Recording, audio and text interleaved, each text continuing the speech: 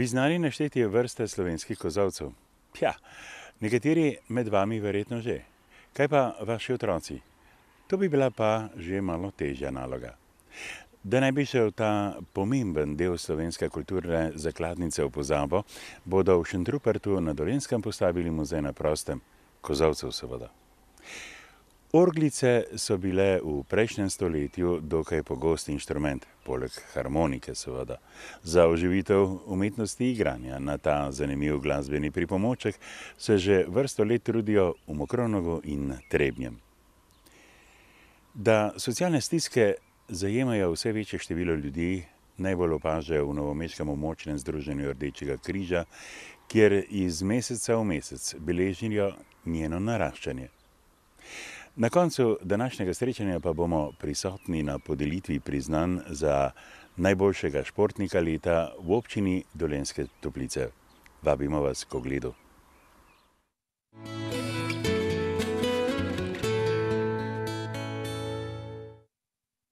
Kozolci predstavljajo pomemben del slovenske kulturne dediščine. Naši predniki so na tem gospodarskem objektu sušili in shranjevali žita in trave. Z razvojem in novimi tehnologijami pa so ti spremljevalci kmečkega življenja sčasoma izgubljali pomen in nemalo jih je z občasa že povsem načel. V občini Šentrupert na področju turizma stavijo na kozolce. Tako bodo v teh mesecih začeli postavljati 19 izbranih kozolcev na južnem delu Šentruperta, s tem pa bodo zaključili eno ključnih točk pri vzpostavitvi muzeja na prostem, kozolci. Februarja so izvedli javni razpis za postavitev muzeja na prostem, v začetku marca pa je župan Rupert Gole z direktorjem izbranega podjetja Francem Cvetanom podpisal pogodbo. Ta izvajalcu del nalaga, da kozolce najprej razstavijo, jih obnovijo skladno z zahtevami Zavoda za varstvo kulturne dediščine, nato pa obnovljene namestijo na mesto muzeja na prostem. Za ta projekt smo se odločili predvsem zato, ker zelo veliko nastopamo na javnih razpisih in to nam je bil izziv. Kajti gre za en poseben projekt, ki jih je zelo malo ali pa praktično je to prvi projekt, ki je res neka posebna kulturna dediščina, gre za simbol slovenstva in to nam je velik izziv, da smo nastopili na tem projektu in konec koncev tudi uspeli. Dela so vredna skoraj 300 000 evrov, končali pa naj bi jih do sredine julija. Gre za veliko ročnega dela, to so ročne spretnosti za poklice, ki praktično v slovenskem prostoru, pravzaprav tudi v širšem evropskem prostoru, niti več ne obstajajo, vendar mi smo združili te moči, tako da bomo skupaj s partnerji, ki to še vladajo in prav teh poklicov najdete največ na slovenskem. Tako da bomo to opravili tako, kot zahteva stroka Zavoda za kulturno dediščino. Glavni cilj projekta, ki je sofinanciran s sredstvi iz Evropskega sklada za regionalni razvoj, je predstavitev 19 kozolcev na mesto muzeja na prostem. Eden pomembnih ciljev projekta je seveda tudi, da to postane turistična točka nacionalnega pomena in zelo pomembna seveda tudi za občino Šentrupert. V okviru ciljev projekta bo nekako postavljena znotraj muzeja na prostem učna pot v dolžini 1 kilometra med temi kozolci, kjer bo lahko seveda obiskovalec šel po tej poti in izvedel veliko zanimivosti o razvoju kozolcev in seveda tudi o njihovih družbeno-kulturnih komponentah. Muzej bo postavljen na obronku Šentruperta ob vpadnici v kraj. Ti kozolci bodo postavljeni nekako v dva sklopa, v dve celoti. Prvi sklop na začetku ob vstopu v muzej na prostem prikazuje v bistvu predvsem, kako se je kozolc v zgodovini, v času razvijal od tiste najbolj enostavne oblike ostrvi, kozolčka, pa potem naprej preko enojnega kozolca do največjih v bistvu toplarjev. V drugem delu pa bodo vidni tudi različni kozolci preko te nekako družbeno-socialne komponente. Nekateri kozolci so bili predstavljeni recimo iz bogatih kmetij, se pri njihovi izdelavi uporabi lesa, to zelo dobro vidi. Drugi kozolci so pa manjši, revnejši, pa smo jih vseeno seveda vzeli za svoje, zato ker tudi kažejo na to, kako se je pa mogoče na manj bogatih kmetijah živelo in kakšne kozolce so postavljali. Sporedno s tem projektom poteka tudi delo tako imenovane programske skupine. Ena izmed njenih nalog bo zbrati vse možne podatke o tem, kaj se je s posameznimi kozolci dogajalo. Kot zanimivost lahko povem, da nekateri lastniki kozolcev v resnici niso vedeli, od kje je originalno kozolc. Skratka, je bil že nekajkrat v svoji zgodovini tolikokrat predstavljen, da niti sedanji lastnik ni vedel, kje je bilo njegovo originalno mesto. In tukaj je povezano zelo, zelo veliko zanimivih zgodb iz preteklosti. Programski del v muzeju kozolcev bo sicer osnovan predvsem na etnoloških temeljih. Sam muzej pa nameravamo širiti in sicer naša ideja je, da se povežemo s slovenskimi društvi in zvezami v zamejstvu, s tistimi Slovenci, ki so nekako šli iz svoje domovine drugam in so emocionalno sigurno še zelo vezani na domovino. Kozolec pa je nekako nabit s to emocijo, se pravi pa s tem rekel, nacionalnim značajem, da nekako zaznamuje nas Slovence kot narod. Skupaj s temi zvezami, društvi v tujini bi poskušali zbirati denar skozi njihove kulturne prireditve, da bi s podeželja rešili še kakšen kozolec, ki propada. Muzej na prostem s kozolci je skladno z vizijo njihov paradni konj na področju razvoja turizma, dodaja Gole. Pa tudi opažamo, da je največje zanimanje, se pravi za sam projekt, na strani potencialnih obiskovalcev. In prepričan sem, da nekako bo tisti generator večje, se pravi tisti generator bolj obsežnega turizma ali pa bom rekel tudi prihoda tistih turistov v mikroregijo, v Merensko dolino, govorim o tem, morda tudi širše Dolenjska, tudi tistih turistov, ki morda v Šentrupert ali pa v ta del Slovenije sicer ne bi zašli. Govorim pač o tipih turistov, ki prijo v Slovenijo, si ogledajo Bled, Postojnsko jamo, Piran in tako naprej. Muzej na prostem s kozolci kot avtohtone lesene ljudske arhitekture pa zna imeti ta potencial, da bi privabil tudi ta tip turistov. Muzej kozolcev naj bi uradno namenu predali prihodnje leto ob občinskem prazniku.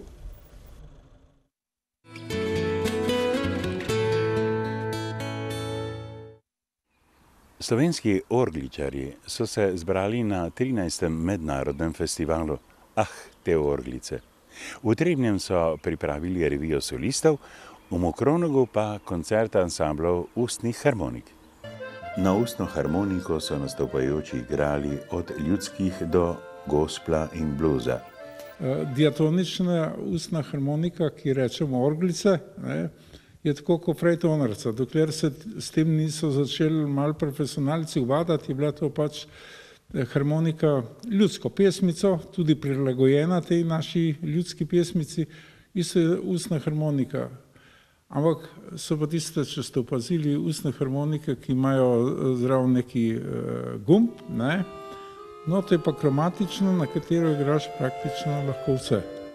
No in tudi potem imate pa tudi prilagojene za razne zvrsti, recimo džazisti pa gospel pa tako naprej, ti, ki igrajo, imajo drugače tele jezičke noter, tako da lahko zavijajo, lahko različne zvoke drugačne izvajajo, kot so recimo pri ljudski glasbi. Tam rabimo čist lep ton, da vemo, zakaj gre, tam je pa druga glasba.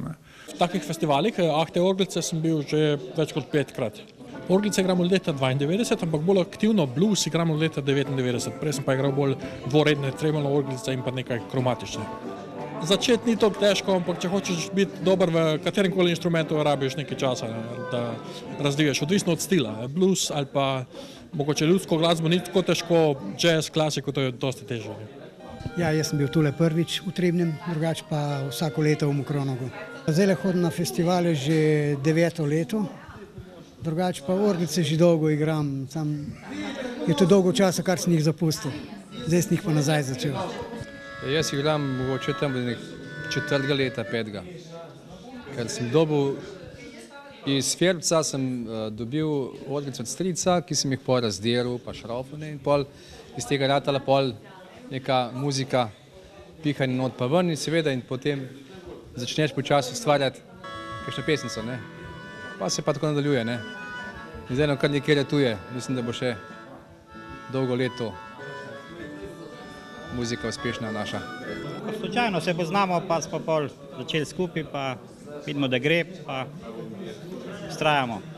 Zadnjih 5 let je, ker sem se začel s tem festivala udejstvovati, prej pa 20 let nisem igral orglic. Tako da potem sem šel na eno tako tekmovanje, kjer sem pa dober uspeh dosegel in to je bilo potem tista motivacija, da sem potem s tem začel, pa seveda tukaj sem pač dal pač tisto od sebe, koliko se je dalo, in moram reči, da sem bil res kar uspešen, zadovoljen in to je pravzaprav tista samopotrditev, da si na pravi poti, da tisto, kar misliš, da je pravo, da si zadev, druga pa mislim, da nič takšnega, da ne pričakujem. Drugače pa notranje zadovoljstvo seveda.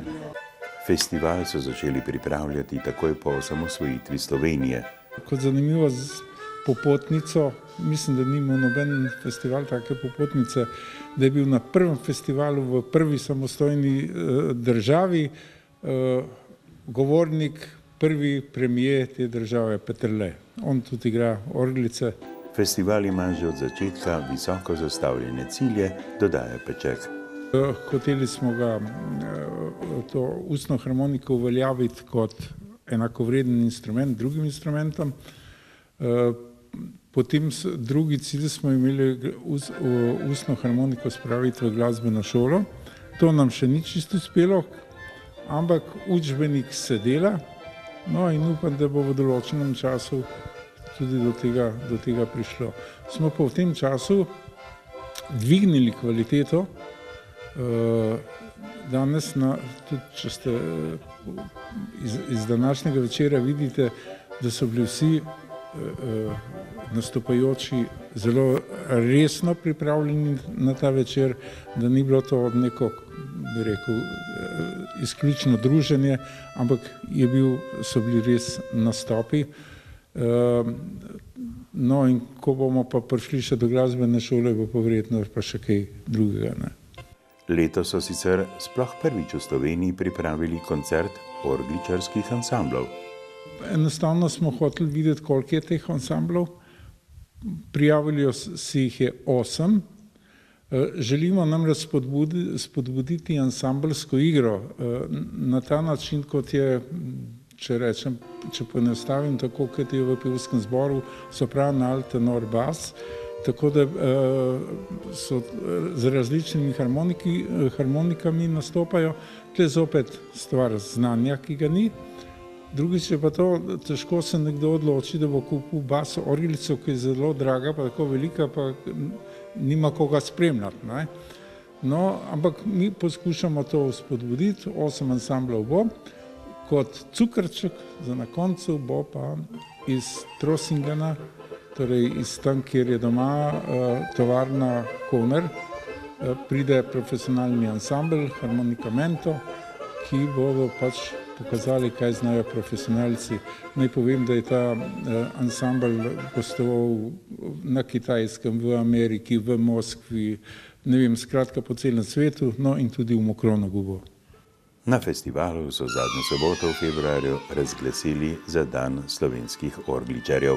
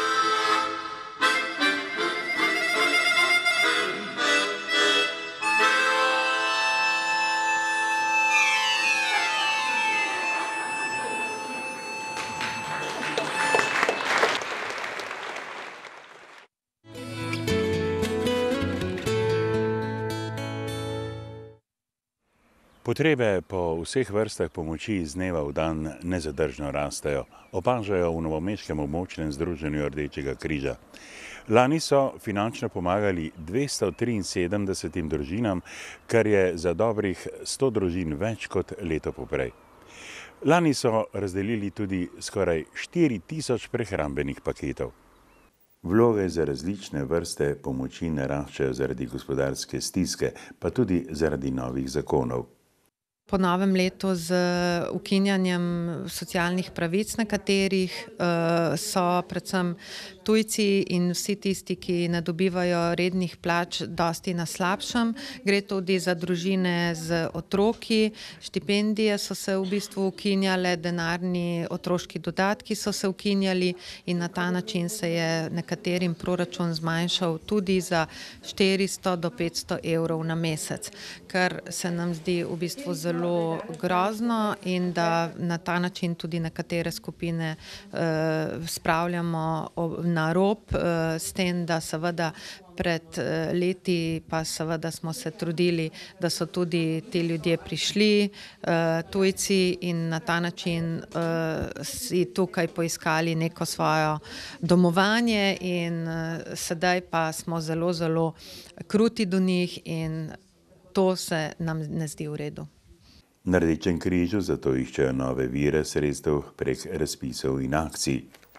To je ena zadeva. Druga zadeva pa pravzaprav smo ugotovili, da 0,5% dohodnine, ki je pravzaprav namenjena njo država pač da porabi oziroma vzame vsakemu državljanu, vkolikor ne podpiše izjave, da daje ta sredstva 0,5% za humanitarne namene. Zato smo natisnili letake, kjer pač so pripravljeni obrazci, kjer se pač za svojo izjavo nekdo podpiše, pošlje ali na naš naslov ali kar na AJPES in pravzaprav potem se ta dohodnina vrne v naš sklad za pomoč ljudem v stiski. Lani smo dobili 5000 evrov. Pričakujemo, da bo letos to več in zato želimo, da bi to ljudje spoznali, da bi to videli in da bi se pač odločili za to, kajti ne gre to iz njihovega žepa, v vsakem primeru to vzame država, če pa se vrne nazaj v to okolje, za boljši jutri vseh nas, pač je toliko bolj vredno. Lani so razdelili za 46 500 evrov finančne pomoči, kar je za 20 tisočakov več kot leto poprej. Špec Potočarjeva je sicer z dekanico Visoke šole za zdravstvo Novo mesto Bojano Filej podpisala listino o sodelovanju med ustanovama. Za sodelovanje smo se odločili predvsem v to, ker je šola usmerjena tudi v lokalno okolje. V letošnjem študijskem letu, to se pravi 12-13, vpisujemo že 5. generacijo študentov in seveda širimo sodelovanje z različnimi organizacijami. Pričakujemo predvsem to, da bodo študentje spoznali tako lokalno skupnost, ljudi v lokalni skupnosti, način življenja, probleme, s katerimi se ljudje srečujejo v današnjem času in da bodo spoznali, da so poleg materialnih dobrin pomembne tudi duhovne vrline. Sodelovali bodo pri različnih projektih, med drugim so že začeli usposabljati študente za promocijo krvodajalstva. Sodelovali bomo v zdravstvenih programih, se pravi merjenje, izvajanje meritev krvnega tlaka, krvnega sladkorja, holesterola in tako dalje, in pa v programu prostovoljstva. Tako na najrazličnejših področjih, seveda pa obratno pa, kar šola nekako poudarja, pa je seveda, da bomo pripravljali tudi diplomske naloge na to temo, s čimer bomo tudi organizaciji sami pomagali zbrati, pridobiti, analizirati določene podatke, ki bodo tudi njem v korist pri nadaljnjem delu. Leto 2012 je sicer Evropsko leto aktivnega staranja in medgeneracijske solidarnosti. V sklopu tega novomeško območno združenje Rdečega križa pripravlja projekt Mladi za mlade po srcu. Gre za to, da pač posebno pozornost posvetimo starejšim ljudem in seveda mladim in organiziramo različne aktivnosti za njihovo druženje, za njihovo sodelovanje. V okviru tega projekta bomo skozi celo leto predvsem pridobivali prostovoljce in pomagali starejšim, zato tudi apeliramo na vse starejše, ki potrebujejo kakršnokoli pomoč ali druženje, posebej v okolici Stopič in v Mirni Peči, da nas obvestijo. Prostovoljce pa bomo pridobivali iz vrst študentov in seveda starejših, tudi tistih, ki so brezposelni in v bistvu na ta način osmišljujejo lahko tudi svoje življenje. Pripravili bodo tudi več medgeneracijskih delavnic in tabor Moč humanosti. Končni cilj projekta pa je ustanoviti centra za druženje v Mirni Peči in Stopičah, v katerih bosta delovali skupini za samopomoč.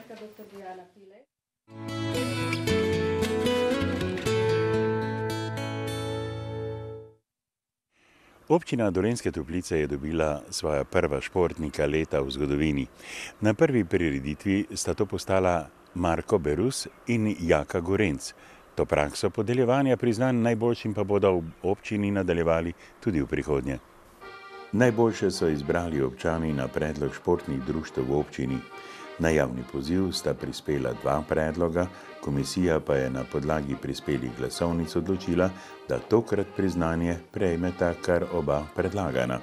Marko Berus iz Lokostrelskega društva Dolenjske Toplice in Jaka Gorenc iz kluba za prosto letenje Kanja. To priznanje sprejemam kot priznanje celemu klubu za ves trud skozi vsa leta. V klubu sem zrastel, se naučil prvih korakov, prvih metrov po zraku. V klubu so me naučili vsega, kar znam.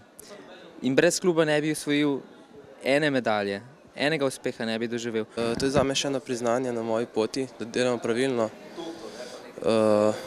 Pomen je velik. Na vsak način bi to morala biti neka stimulacija za večje udejstvovanje v športu, in sicer tako mladih kot odraslih, kot v posamičnih športih in v klubih. No, na vsak način je pa tudi potrebno te, ki so dosegli velike rezultate, velike uspehe na osnovi nekega truda v preteklih letih, izpostaviti in jih dati za zgled pri ostalih. Oba sta lani in tudi v preteklosti dosegala odlične rezultate, tako doma kot v tujini. Največ pa jima pomenijo. Uspehov je zdaj veliko, mogoče bi izpostavil prvo zlato kolajno leta 2003 na svetovnem prvenstvu, predvsem pa leta 2005, ko se je šlo, ali bom ostal v športu ali bom prenehal, se posvetil študiju. No, tisto leto sem osvojil 2 zlati kolajni na svetovnem prvenstvu, od takrat naprej pa je bilo to samo še zbiranje prvih, drugih, tretjih mest. To je seveda lansko evropsko prvenstvo, 3. mesto. To je moj največji uspeh, da zdaj poleg tega še 3 državni rekordi. Gorenc sicer v jadralnem padalstvu nastopa v disciplini natančnost pristajanja. Ob pristanku na noge, za razliko od klasičnih padalcev, med katerimi je najbolj znana Irena Aubel, oni lahko padajo na rit, pristajajo na blazino, mi pristajamo na noge in moramo ostati na nogah ob pristanku. Naša padala so zgrajena tako, da z njimi lahko jadramo, pridobivamo višino. Zatorej so zelo občutljiva na termiko in na veter. Tako tekmovalca lahko že sapica loči od uspeha. Berus pa tekmuje. To je arrowhead, to je tarče so postavljene po terenu, po gozdu, travniku, strelja se na različne razdalje, pol tarče znanih razdalj, pol ne. Šel sem probat, šport se mi zelo dopadal. S časom sem tudi dobival dobre rezultate, sem tudi vesel tega športa. Potem pa samo ustrajnost mi je privedla teh rezultatov, katere imam danes. Letenje z jadralnimi padali oziroma podobni športi so za mnoge ekstremni, a Gorenc se s tem ne strinja. Letenje z jadralnim padalom je kot joga v zraku. Ekstremni šport pa je to takrat, ko greš preko svoje zmožnosti in preko narave, ko letiš v pogoje, ki niso primerni za letenje. To je potem ekstremni šport, sicer pa je to joga v zraku, to je pač za poskusiti. In topliški tekmovalci vedno znova jadrajo v domači oziroma sosednji občini. V občini smo v vseh letih opazili, da imamo izvrstne pogoje za trening. V naši državi ne poznam boljšega terena, kot je Straški hrib, in samo temu terenu in kmetom, ki nam dovolijo, da pristajamo na njihovih travnikih, gre zahvala, da smo dosegli toliko uspehov, toliko veliko treninga. Lokostrelstvo pa je šport za vsakogar, pravi Berus. Ja, to je šport, ki zahteva tudi fizično moč, čeprav se nekateri predstavljajo, da to ni. Šport je zelo razgiban, različne panoge. Skoraj vsak lahko zase najde neko disciplino, od najmlajših do najstarejših. Prva prireditev Športnik leta je sicer opozorila na neke pomanjkljivosti, ki jih bodo v prihodnje odpravili. V ospredju bo vsekakor sprejem pravilnika o podeljevanju nagrad. Smo se trudili, da bi sprejeli pravilnik, vendar enostavno premalo časa. No, tudi ta rešitev, da smo 2 priznanji podelili, je bila pravzaprav plod tega, da pravilnika nimamo, ker je v bistvu nemogoče stehtati različne uspehe na različnih področjih in bi verjetno nekomu izmed njiju naredili krivico, če bi drugi dobil, torej eden pa ne bi. Prihodnje leto bodo priznanje razširili tudi na pedagoško delo, sponzorje in ostale zaslužne za športne uspehe. So pa ob tej priložnosti predstavili tudi različna društva, ki delujejo v občini. A je teh še več, izpostavlja župan. Predvsem sem ponosen tukaj na upokojence, ki veliko hodijo in pa hodijo streljati, tudi balinajo in tako dalje. Mladi imajo svojega pokrovitelja v osnovni šoli, torej tam zadeve čudovito tečejo. V Podhosti so zelo vneti nogometaši, potem igrajo kar veliko tenisa in tako dalje, vendar ne doseže pa ta športna aktivnost ali pa entuzijazem vseh vasi in tudi zato ne vseh otrok in vseh odraslih. Ne mislim, da bo tudi ta prireditev, ki bo vsakoletna, k temu nekoliko pripomogla. V občini je sicer veliko potreb po športnih objektih. Tudi nocoj je padel na nek način očitek, da nimamo športne dvorane. Tega v mojem mandatu najbrž ne bo, ker vse poznate zgodbo v Novem mestu, tukaj bi bila enaka, res, da bi bila ta dvorana manjša, ampak za občino pa enako težek zalogaj kot za Novomeško njihova. Se pa po vaseh kar ljudje trudijo in urejajo športna igrišča. Lani so ga med Dobindolom in Gorenjimi Sušicami v bistvu naredili sami z nekaj občinskega denarja, vendar veliko udarniškega dela je bilo. V Podhosti so nekako predtem že naredili s sponzorskimi sredstvi. In tako je tudi v ostalih vaseh, torej veliko udarniškega dela za dosego različnih ciljev. Cenjeni gledalke in gledalci, hvala vam tudi tokrat za vašo pozornost in seveda za bero novih vsebin, pa vas vabimo k ogledu čez 14 dni.